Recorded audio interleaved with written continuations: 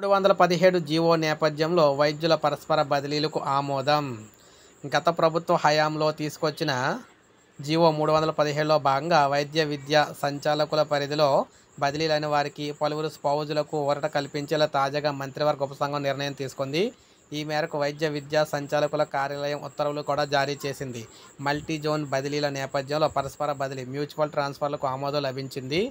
ఈ విధానానికి మార్గదర్శకాలను జారీ చేసింది. డిసెంబర్ 31 వరకు కూడా పరస్పర బదిలీ ప్రక్రియ కోసం వెబ్ పోర్టల్ ద్వారా దరఖాస్తు చేసుకోవచ్చని సూచించింది. ఉదాహరణకు ఆర్థోపెడిక్స్ అసిస్టెంట్ ప్రొఫెసర్ బదిలీ కోరుకుంటే మరో ఆర్థోపెడిక్ అసిస్టెంట్ సర్జన్ పోస్టులు ఖాళీగా ఉన్న వ్యక్తితో మాత్రమే మ్యూచువల్ పెట్టుకోవాలి. ఆర్థోపెడిక్ వైద్యుడు పీడియాట్రిక్ వైద్యుడితో మ్యూచువల్ బదిలీకి అవకాశం అయితే లేదు అని చెప్పారనమాట. అందువల్ల ఎవరనేది వారికి వారే పెట్టుకోవాలని చెప్తున్నారు. సో ఇది మనకి లేటెస్ట్ అప్డేట్ ఇప్పుడు వచ్చింది. అంటే ఒక్కొక్క డిపార్ట్మెంట్కి సంబంధించి వారైతే ఆదేశాలు అయితే ఇస్తూ ఉంటున్నారన్నమాట. 317 జీవోకి సంబంధించి ప్రభుత్వం అనుమతి ఇవ్వడంతో.